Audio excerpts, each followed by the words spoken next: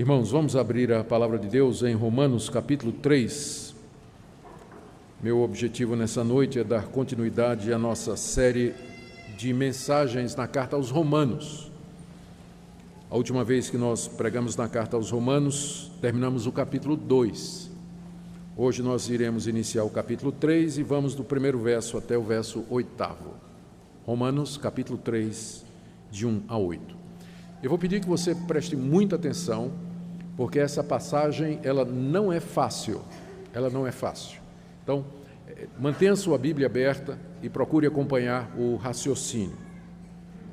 Pergunta do apóstolo Paulo: qual é, pois, a vantagem do judeu? Ou qual a utilidade da circuncisão? Muita sob todos os aspectos, principalmente porque aos judeus foram confiados os oráculos de Deus. E daí? Se alguns não creram, a incredulidade deles virá desfazer a fidelidade de Deus? De maneira nenhuma. Seja Deus verdadeiro e mentiroso todo homem, segundo está escrito, para seres justificado nas tuas palavras e venhas a vencer quando fores julgado. Mas se a nossa injustiça traz a lume a justiça de Deus, que diremos? Porventura será Deus injusto por aplicar a sua ira? Falo como homem. Certo que não. Do contrário, como julgará Deus o mundo? E se por causa da minha mentira fica em relevo a verdade de Deus para a sua glória, porque sou eu ainda condenado como pecador? E porque não dizemos, como alguns caluniosamente afirmam que o fazemos, pratiquemos males para que venham bens? A condenação destes é justa. Que Deus queira nos conduzir, irmãos, nessa passagem, iluminar o nosso entendimento e nos dar instrução espiritual. Nós estamos, como eu disse, diante de uma das passagens mais difíceis da carta de Paulo aos Romanos. O conhecido John Piper, num comentário ou numa série que ele fez de estudos na carta aos Romanos, ele menciona que vários estudiosos que ele consultou considera essa passagem como a passagem mais difícil de toda a carta aos Romanos. E a dificuldade maior está na maneira como o apóstolo Paulo argumenta. O argumento de Paulo aqui é difícil de seguir. E aí o John Piper, depois que ele pregou um sermão aqui nessa passagem, aí ele pregou um outro sermão cujo título é Por que é que Deus coloca passagens difíceis na Bíblia? Não é que eu estou com vontade de fazer a mesma coisa no domingo que vem. Por que Deus coloca passagens difíceis na Bíblia? E ele deu algumas respostas que eu considerei interessante e eu quero trazer aqui para vocês. Primeiro, obriga o povo a estudar. Para que você estude, você tem que aprender a ler. Para que você aprenda a ler, você tem que ir para a escola. E para que você vá para uma escola, alguém tem que abrir uma escola. Não é de estranhar de que o movimento que deu início à ideia de escolas públicas em toda a Europa começou com quem? Reforma Protestante.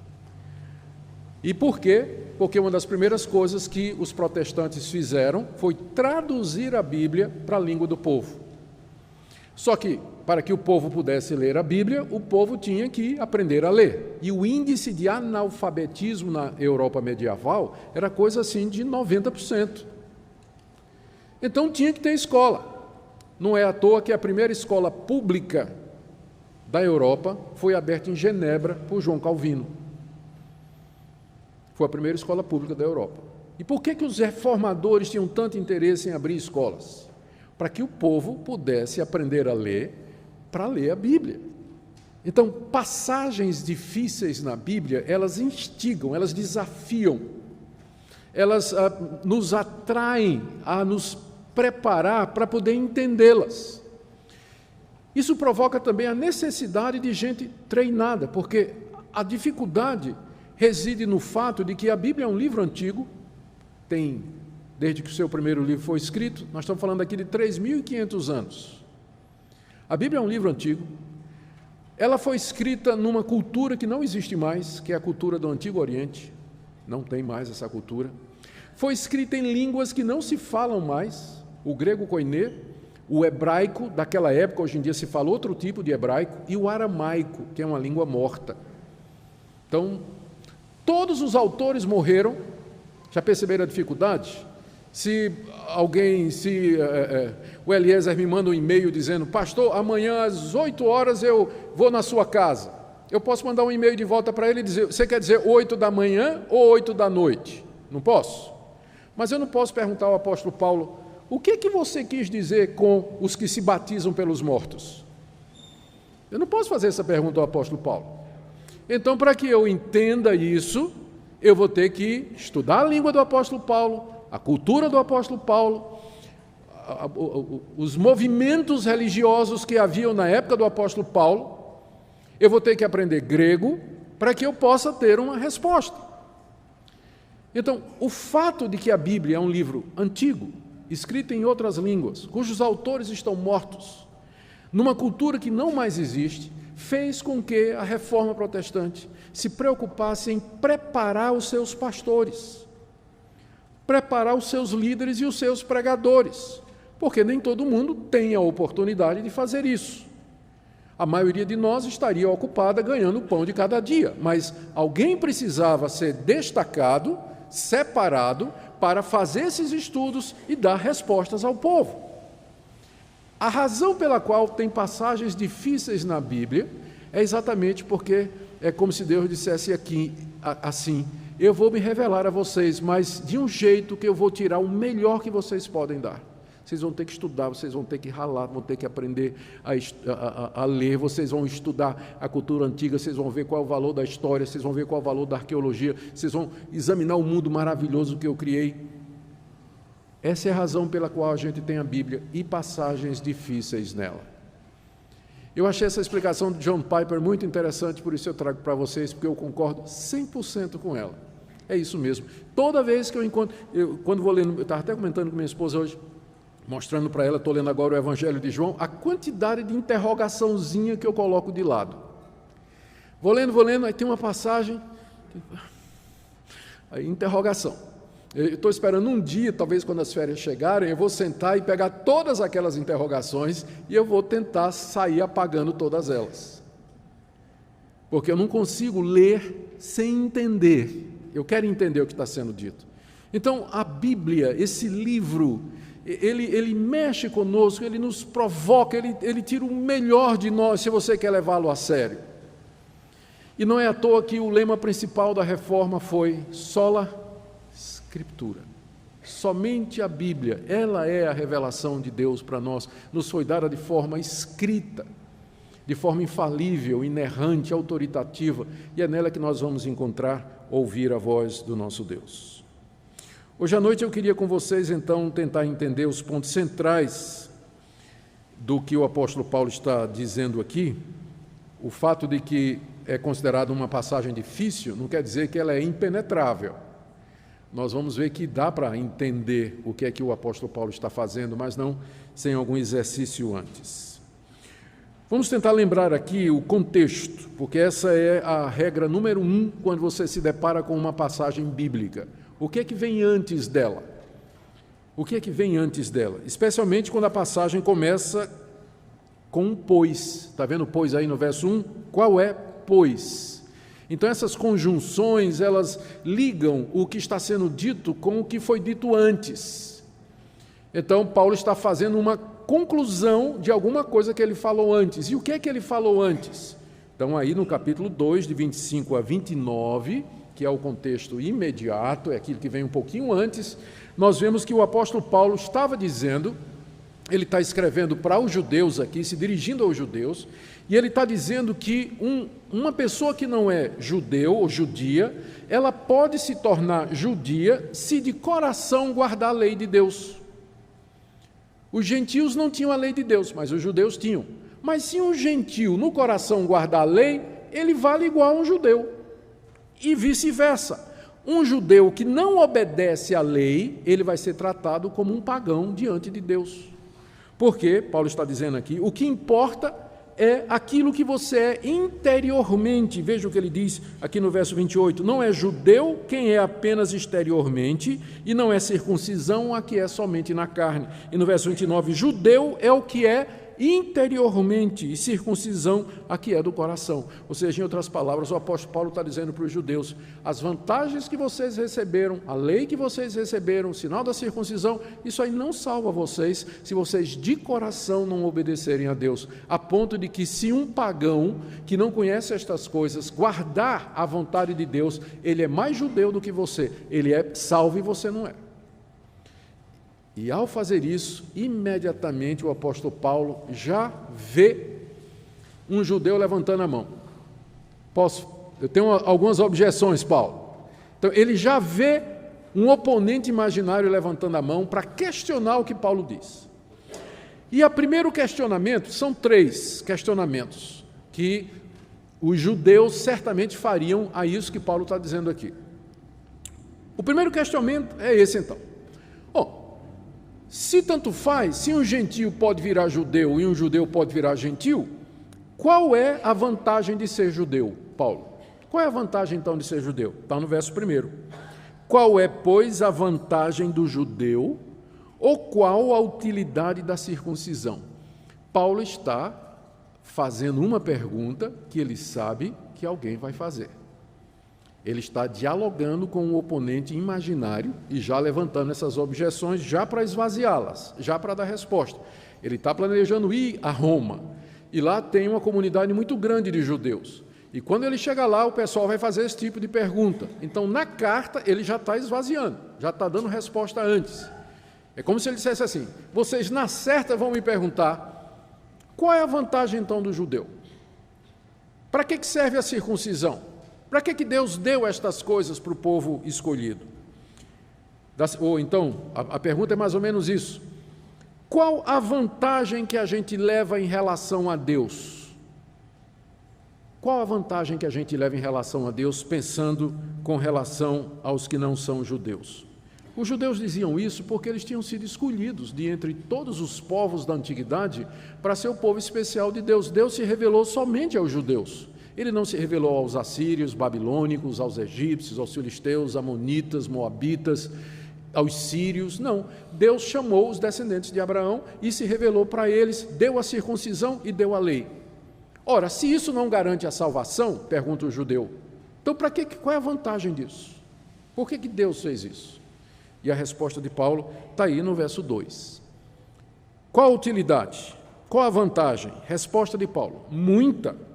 Sob todos os aspectos, principalmente porque aos judeus foram confiados os oráculos de Deus. Ou seja, há muitas vantagens em ser judeu e ter sido circuncidado. Paulo diz muitas, e na verdade ele tem uma lista. Mas sabe quando é que ele vai dar essa lista? Só no capítulo 9. Vamos dar uma olhadinha? Só no capítulo 9 ele vai dar a lista. Capítulo 9, de 1 em diante. Digo a verdade em Cristo, não minto, testemunhando comigo no Espírito Santo a minha própria consciência. Tenho grande tristeza e incessante dor no meu coração, porque eu mesmo desejaria ser anátema, separado de Cristo, por amor de meus irmãos, meus compatriotas segundo a carne. Agora vem a lista, são israelitas, pertence-lhes a adoração, a adoção, também a glória, as alianças, a legislação, o culto, as promessas, os patriarcas, deles vem o Cristo, segundo a carne, que é sobre todos Deus bendito para todos sempre. Amém. Olha aqui a vantagem do judeu. Eles foram adotados, receberam o conhecimento da glória de Deus, as alianças, a legislação, a lei, o culto verdadeiro a Deus, as promessas que Deus tinha feito, os patriarcas Abraão, Isaque e Jacó são deles, e o Cristo veio deles. Então, qual é a vantagem do judeu? Muita, diz o apóstolo Paulo. Mas aí, voltando ao capítulo 3, ele lista apenas uma. Muitas. Principalmente, porque aqui talvez ele tenha querido dizer, primeiramente, porque aos judeus foram confiados os oráculos de Deus. O que são os oráculos de Deus? São as escrituras do Antigo Testamento. Deus confiou o Antigo Testamento aos judeus. É chamado de oráculo, Paulo usa esse termo, é um termo que era tirado da cultura popular. Quando alguém naquele tempo queria consultar a vontade de um Deus, ele ia ao oráculo daquele Deus. E lá havia geralmente uma pitonisa, uma feiticeira, que era considerada o oráculo. O Deus falava através dela. Então aqui Paulo chama as Escrituras dos oráculos de Deus, ou seja, o meio pelo qual Deus faz conhecer a sua vontade. Deus não tem outra maneira de revelar a sua vontade a não ser através dos oráculos que ele deu a Israel, ou seja, as Escrituras, às quais depois os cristãos adicionaram o Novo Testamento, fechando o cânon completo. Então, qual é a vantagem do judeu? Resposta de Paulo: primeiramente, porque eles receberam a revelação escrita de Deus, os oráculos de Deus, a maneira pela qual Deus nos fala. Mas em que sentido isso era uma vantagem? Bem, vocês que estão acompanhando as minhas exposições desde o capítulo 1, vocês se lembram que Deus se revelou à humanidade de duas maneiras. Primeiro, na consciência. A ira de Deus se revela do céu, porque o que de Deus pode ser conhecido, entre eles Deus revelou. Capítulo 1, versos 18 e 19. Deus tem uma revelação de si mesmo na consciência. Todo mundo sabe que existe um Deus, ninguém nasce ateu. O pagão que vive lá no meio da floresta amazônica, ou perdido lá numa tribo da África, ou um berbere no deserto do Saara, ele sabe no coração que existe um Deus, porque é uma revelação de Deus na consciência. A segunda revelação de Deus é na natureza. Os céus proclamam a glória de Deus e o firmamento anuncia a obra das suas mãos. Aqui mesmo no capítulo 1, o apóstolo Paulo disse que não há uma única pessoa que possa dizer que não conheça a Deus, porque a glória de Deus e o conhecimento de Deus brilha por meio das coisas que foram criadas e se conhecem claramente desde o início do mundo. Então, os pagãos, eles têm duas revelações. A consciência deles diz que tem um Deus, e eles podem ver a natureza e concluir, conferindo com a consciência, de que aquilo não é fruto do acaso, mas que há uma inteligência, há um poder por detrás que antecede, é mais antigo do que a criação e que é responsável por ela. Mas agora Deus fez uma terceira revelação que é superior a todas as outras e que complementa as outras duas, que é a revelação escrita. Deus levantou homens a quem ele se revelou e mandou que esses homens escrevessem a sua vontade. Então, essa é a vantagem do judeu, porque foi a esse povo, os judeus, que Deus deu essa terceira revelação, que é a revelação escrita. Então, quando eles perguntam a Paulo, mas qual é a vantagem do judeu, então? Resposta de Paulo: muita. Para começar, receberam os oráculos de Deus, coisa que as outras nações não têm. Eles não sabem o nome de Deus, não sabem quem é que criou todas as coisas, não sabem que esse Deus é bom, justo, verdadeiro e misericordioso. Eles não sabem que esse Deus tem um filho chamado Jesus Cristo. Eles não sabem que esse Deus está pronto a perdoar.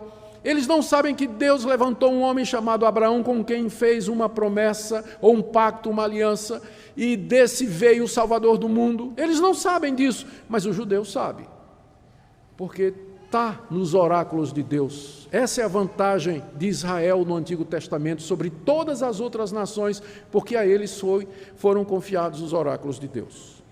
Tudo bem. Resposta de Paulo foi essa daí. Pergunta: mas Paulo, você está dizendo tanto faz ser judeu ou gentil, qual é a vantagem do judeu? Espera aí, é muita. Primeiro, receberam os oráculos de Deus. Aí, Paulo já vê outro judeu levantando a mão. Segunda objeção: mas Paulo, então vamos pensar. Se Deus deu a revelação dele, os oráculos dele à nação de Israel, e nesses oráculos, nessas escrituras, Gênesis, Levítico, Número, Deuteronômio, Josué, Juízes, Ruth, até Malaquias, todo o Antigo Testamento, se ali está a verdade de Deus, o caminho da redenção, por que é que a nação de Israel rejeitou Jesus Cristo? Por que é que a nação toda foi incrédula? Isso não é uma prova de que Deus abandonou então o seu povo? Essa vantagem não valeu nada, porque no final ninguém creu em Jesus Cristo entre os judeus. Deus abandonou o seu povo, então não é vantagem nenhuma. Paulo trata disso a partir do verso 3. Olha aí, ó. E daí? Ele está falando como se fosse o opositor, não é? Se alguns não creram, Paulo aqui está sendo generoso. Não é que se alguns não creram, se muitos não creram, quase a totalidade da nação judaica. Se alguns não creram, a incredulidade deles virá desfazer a fidelidade de Deus? Essa é a objeção. Eles não creram. Então, essa infidelidade, essa incredulidade deles significa que Deus não manteve as suas promessas que ele tinha feito, Deus não guardou essa vantagem que ele deu para o judeu? Resposta de Paulo, surpreendente, do verso 4 em diante: de maneira nenhuma. Seja Deus verdadeiro e mentiroso todo homem, segundo está escrito, para seres justificado nas tuas palavras e venhas a vencer quando fores julgado. Aqui a resposta do apóstolo Paulo, mais uma vez, ela é parcial. Deixa eu explicar. O raciocínio aqui do apóstolo Paulo, conversando com esse judeu opositor imaginário, é o seguinte: os oráculos de Deus que foram dados a Israel, que são as Escrituras, mostram que o Messias devia vir e sofrer pelos pecados para salvar o seu povo. Concorda? Concordo. Então, essa é uma vantagem do judeu sobre os gentios. Concorda? Concordo. Mas o judeu só pode crer que Jesus é o Messias se Deus lhe capacitar e lhe der fé. Concorda? Concordo. Muitos judeus, na verdade a maioria da nação, não creiam nas Escrituras e muito menos que Jesus é o Messias prometido por Deus. Conclusão: isso é uma evidência de que Deus abandonou seu povo e que quebrou as promessas que fez a Abraão, Isaque e Jacó.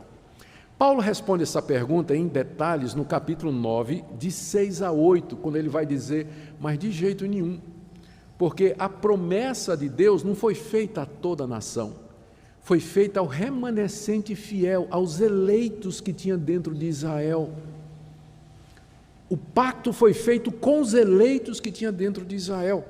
Então, há um remanescente fiel que creu no Messias, como eu, por exemplo, diz o apóstolo Paulo. Eu que sou da descendência de Israel, que sou da tribo de Benjamim, eu creio no Messias, eu faço parte do remanescente fiel. Então, Deus não foi infiel.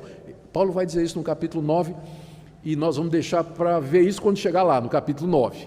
Mas aqui no capítulo 3, ele diz simplesmente o seguinte: o fato de que os judeus foram incrédulos só prova aquilo que eu venho dizendo desde o início do capítulo 1, que todo homem é mentiroso e pecador e que só Deus é verdadeiro. Então só prova isso. A incredulidade dos judeus só prova o que eu venho dizendo desde o capítulo 1, que não há um justo, não há um sequer, que todos pecaram, inclusive os judeus, e a culpa deles é pior, porque ele tem os oráculos de Deus, rejeitaram esses oráculos e mataram o Messias. Então, seja todo homem mentiroso e Deus seja verdadeiro. E aí Paulo cita uma passagem do Salmo 51, está aí no final do verso 4, né? Ele diz assim: segundo está escrito. Essa passagem que ele cita do Salmo 51 é uma passagem muito conhecida. Todo mundo lembra o que é o Salmo 51, certo? O Salmo 51 foi aquele salmo que Davi escreveu quando ele pecou, quando ele adulterou. Ele se deitou com Batseba, que era mulher do general Urias. Quando Urias estava em guerra, Davi ficou em Jerusalém, mandou buscar a mulher do seu comandante, se deitou com ela, a mulher engravidou. E quando a coisa ia se tornar pública, ele tentou trazer o homem de volta para que tivesse relações com a mulher, para parecer que o filho era dele, não deu certo, então ele mandou matar aquele homem, mandou matar o marido da mulher, e depois levou a mulher para morar com ele no palácio. Davi fez isso. E quando um dia o profeta Natã, enviado por Deus, repreendeu Davi, Davi se humilhou profundamente diante de Deus, se arrependeu no pó e na cinza, sofreu as consequências, porque o castigo de Deus foi tirar a vida da criança. E toda a família de Davi se esfacelou a partir dali, como juízo de Deus sobre o que ele tinha feito. Mas Davi foi perdoado, o que significa que perdoar nem sempre implica em retirar as consequências. Mas o ponto aqui é que a compulsão do coração de Davi foi tão grande, a tristeza foi tão grande, que ele declarou, ele confessou o seu pecado publicamente. E o Salmo 51 é a confissão do rei Davi. E lá no meio do Salmo ele diz assim: pequei contra ti somente, e fiz o que é mal perante os teus olhos, de maneira que serás tido por justo no teu falar, e puro no teu julgar. O que Davi está dizendo aqui é o seguinte: Deus, tu és justo e puro ao me condenar pelos meus pecados, e o meu pecado justifica a tua justiça. O meu pecado mostra que tu és justo ao me castigares. Paulo pegou essa passagem e ele está citando aqui, e fazendo a seguinte aplicação: da mesma forma que o pecado de Davi e que Deus o castigou, isso não significa que Deus abandonou Davi. Da mesma forma, a incredulidade dos judeus e o castigo de Deus sobre os judeus não prova que Deus abandonou os judeus, mas apenas mostra esse ponto, que todo homem é mentiroso e pecador, e que só Deus é justo e verdadeiro. É o final do verso 4, para seres justificado nas tuas palavras e venhas a vencer quando fores julgado. Paulo agora vê um terceiro judeu levantando a mão. E eu acho que Paulo está perguntando: rapaz, isso não tem fim, né? Parece briga de Facebook. Tem uma regra boa no Facebook: se você responder, não vai terminar nunca. Que vem a contra-resposta, aí você dá a resposta, vem a tripla resposta, não tem fim. Mas tem um judeu lá, mas então, Paulo, eu tenho mais uma objeção. Se é isso que você está dizendo, a objeção é mais ou menos o seguinte: então não faz sentido Deus castigar ninguém. Porque se o meu pecado traz a lume a justiça de Deus, por que Deus vai castigar aquelas pessoas que colaboram para a glória dele? Se o meu pecado mostra que Deus é santo e que Ele é justo, por que Deus vai me castigar? Não faz sentido, eu estou fazendo um favor a Deus. Não estou? O meu pecado não mostra que Ele é justo, que Ele é santo e verdadeiro? Então por que Ele vai me condenar se eu estou trabalhando para Ele quando eu peco? Não é? Você vê que tem gente para tudo, né? E a paciência de Paulo aqui, ó, a resposta de Paulo. Paulo antecipa essa questão aqui no verso 5. Aí ele diz: mas, está falando como se fosse o cara, se a nossa injustiça traz a lume, quer dizer, traz à luz a justiça de Deus, que diremos? Porventura será Deus injusto por aplicar sua ira? Não é injusto Deus derramar sua ira sobre nós, quando, pela nossa injustiça, a justiça dele vem à luz? E Paulo está com tanta vergonha desse argumento, que ele até diz aqui, ó, eu estou falando como homem. Acho que Paulo diz assim: gente, eu só vou tocar nesse assunto, porque eu sei que alguém vai dizer, mas é tão fraco isso aqui, eu estou escrevendo como um homem, aí eu estou escrevendo na maneira que essas pessoas costumam falar. Olha a resposta dele aqui. São 3 pontos da resposta do apóstolo Paulo. É claro, ele diz assim, não é? No verso 5, se a nossa injustiça traz a lume a justiça de Deus, que diremos tal? Resposta: Deus é injusto? Verso 6, certo que não. Paulo não aceita nem a menor possibilidade de que esse argumento esteja correto, não é? Ele diz: é certo que não, mas aí ele dá 3 pontos. Primeiro, ele diz: como julgará Deus o mundo? Todo judeu acreditava no dia do juízo. Todo judeu sabia que Deus tem marcado um dia em que Ele vai julgar o mundo. Ora, se o argumento é que Deus é injusto por derramar a sua ira e castigar aqueles que promovem a sua justiça, significa que você não vai ter juízo final. Porque não vai ter. Se Deus é injusto castigando os pecadores, porque o pecado dos pecadores traz glória para Ele, então isso significa que não vai ter fim do mundo. E para o judeu era inaceitável, porque o judeu acreditava no fim do mundo. É claro que o judeu achava que ele ia escapar no juízo final e só os gentios iam ser condenados, porque ele era filho de Abraão, mas ele acreditava que tinha um dia do juízo. Então Paulo está usando aqui o que a gente chama de um argumento ad hominem. Ele pega o argumento e vira contra o oponente. Se o que você está dizendo é verdade, e aquilo que você acredita sobre o fim do mundo? Vai ter ou não vai? O judeu ia ter que dizer: não, eu acredito no juízo final. Então, Deus é justo.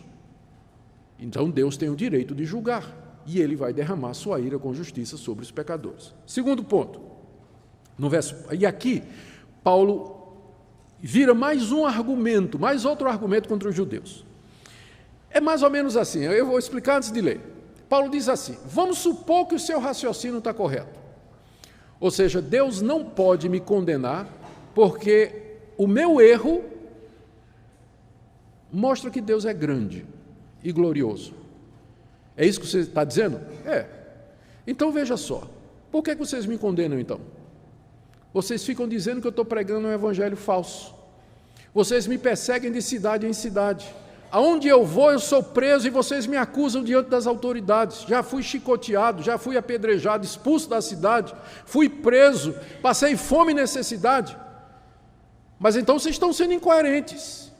Se o pecado traz glória a Deus e por isso Deus não pode condenar o pecado, por que vocês estão me condenando? Não é? Vocês dizem que o que eu prego é uma mentira, que é o evangelho. Os judeus diziam isso, que Paulo estava pregando uma mentira. Ora, se o que Paulo está pregando é uma mentira, essa mentira de Paulo está só confirmando que Deus só tem um Deus que é verdadeiro. Então Paulo não merece ser condenado, porque a mentira de Paulo exalta a glória de Deus. Então por que os judeus estão condenando ele? Tá, e o raciocínio é o que está no verso 7. Se por causa da minha mentira fica em relevo a verdade de Deus para a sua glória, porque sou eu ainda condenado como pecador? Ele está falando como homem, não é? Ele está usando o que a gente chama de um argumento ad hominem, ou seja, contra o homem, virando o argumento contra o acusador. E aí, o terceiro ponto do argumento, verso 8. Esse argumento é mais ou menos o seguinte: se isso que vocês estão dizendo está certo, que Deus não pode derramar sua ira sobre o pecador, porque o pecado no final glorifica a Deus, então nós vamos dizer o seguinte, vamos cometer o mal para que venham bens, vamos pecar para que a graça seja superabundante, vamos fazer o que é errado para que Deus, o perdão de Deus seja cada vez maior, vamos afundar na imoralidade para que transpareça a santidade de Deus, façamos males para que venham bens. E o pessoal dizia que essa era a pregação do apóstolo Paulo. Você pode imaginar isso? O pessoal dizia que era isso que Paulo pregava. Agora, pensa com a cabeça do judeu. Ele escutava Paulo pregando. O que era a pregação de Paulo? O homem é salvo pela graça, mediante o sacrifício de Cristo. Não é por nada que o homem faça. E onde o pecado abundou, superabundou a graça de Deus. A graça de Deus é maior do que o nosso pecado. O judeu ouvia isso aí e dizia, peraí, o que esse cara está dizendo é o seguinte, quanto mais eu pecar, mais graça eu vou experimentar. Essa mensagem que esse homem está pregando é uma mensagem perigosa, porque vai fazer com que as pessoas se sintam seguras. Elas vão começar a imaginar que são salvas pela graça, e aí elas vão viver de qualquer jeito. Vão viver na imoralidade, na desonestidade, na pornografia, na impureza, na cobiça, na lascívia, no ódio, na mágoa, e elas não vão achar que isso seja nada errado, porque a salvação não é pela graça. Se é pela graça, não é pelas obras. Se não é pelas obras, não importa o que eu faça, eu vou ser salvo de qualquer jeito. Então, a mensagem desse homem é perniciosa, é perigosa. Era assim que funcionava a cabeça do judeu quando ele ouvia Paulo pregando que a justificação é pela fé em Cristo Jesus. E foi essa a interpretação da Igreja Católica quando Lutero começou a dizer o homem é justificado pela fé somente sem obras da lei. A Contra-Reforma Católica veio em cima e dizendo essa sua mensagem é uma heresia porque ela libera os homens para viver de qualquer jeito. E aí no Concílio de Trento eles condenaram a mensagem da reforma. E até hoje, eu entendo porque que as pessoas pensam assim. Às vezes, quem dá razão para elas pensarem assim, somos nós. Porque nós dizemos que somos salvos. Nós dizemos que cremos em Jesus Cristo. Mas a gente vive como se não fizesse diferença nenhuma diante de Deus se eu adultero ou não. Se eu vou para a cama com minha namorada ou não. Se eu sou desonesto ou não. Os evangélicos fazem isso. E o mundo olha e diz, esse pessoal diz que é salvo, mas não estou vendo diferença nenhuma entre a maneira deles viver e a minha maneira. Aí eles vão dizer isso aqui, façamos males para que venham bens. Era a interpretação que se fazia da pregação do apóstolo Paulo. Paulo, ele vai responder isso mais adiante no capítulo 6. No capítulo 6 ele vai dizer, continuaremos no pecado para que a graça seja mais abundante? Resposta de Paulo, de modo nenhum como é que nós vamos permanecer no pecado? Nós que já morremos para o pecado. E aí ele vai introduzir a doutrina da nossa união com Cristo, e ele vai dizer, uma pessoa que é crente de verdade, ela morreu com Cristo na cruz para o pecado, ela não é mais escrava do pecado, ela não vive mais debaixo do domínio do pecado, é uma contradição em termos. Um crente que vive na prática do pecado, ou ele não é crente, ou ele vive uma vida de santidade, mas ele não pode ser as duas coisas. Ele vai responder isso no capítulo 6, mas por enquanto aqui, ele só responde dizendo, verso 8, porque não dizemos como alguns caluniosamente afirmam que fazemos, pratiquemos males para que venham bens. Paulo diz simplesmente isso, olha, a condenação destes é justa. Eu não vou nem responder, diz o apóstolo Paulo, Deus vai julgar esse pessoal. Tem hora que não adianta mesmo, responder, é dizer, esperar o juízo de Deus. No dia do juízo nós vamos ver se foi isso que eu disse. Eu quero concluir aqui, irmãos, fazendo a seguinte pergunta: o que é que podemos aprender aqui dessa passagem difícil, teológica, né, que segue raciocínios tortuosos, né? Nós podemos aprender algumas coisas. Primeiro, que há uma tendência no coração humano de se revoltar contra Deus e questionar o seu julgamento. 3 objeções. Paulo tinha dito, a salvação é pela fé, pela graça. 3 vezes os oponentes levantaram objeções, e cada vez tinha um argumento diferente e mais complicado. Há uma tendência no coração humano de não se sujeitar aos oráculos de Deus, de não querer aceitar a revelação de Deus. Nesse sentido, não há neutralidade. O nosso coração é naturalmente inclinado ao mal. Nós somos inimigos de Deus por nascimento. É somente pela graça de Deus que nós vencemos essa inclinação hostil a Deus e nos sujeitamos ao senhorio de Cristo. Se Deus não tiver misericórdia de nós, o nosso coração carnal, rebelde e corrupto vai se levantar contra Deus, questionar e se rebelar como essas pessoas estavam fazendo aqui.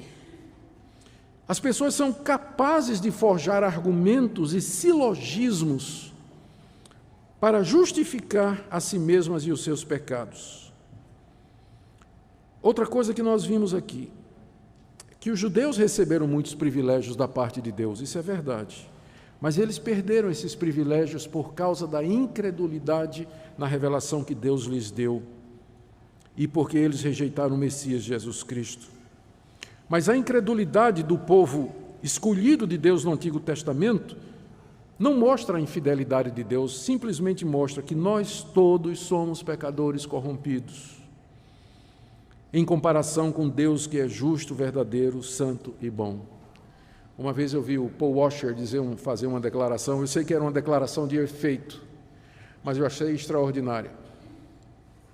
Ele disse assim, sabe qual é, ele está falando para um auditório, e depois isso viralizou na internet, muitos de vocês já devem ter ouvido. Ele falando para um grande auditório, ele disse assim, você sabe qual é a pior notícia que eu posso dar a vocês nessa noite? Deus é bom.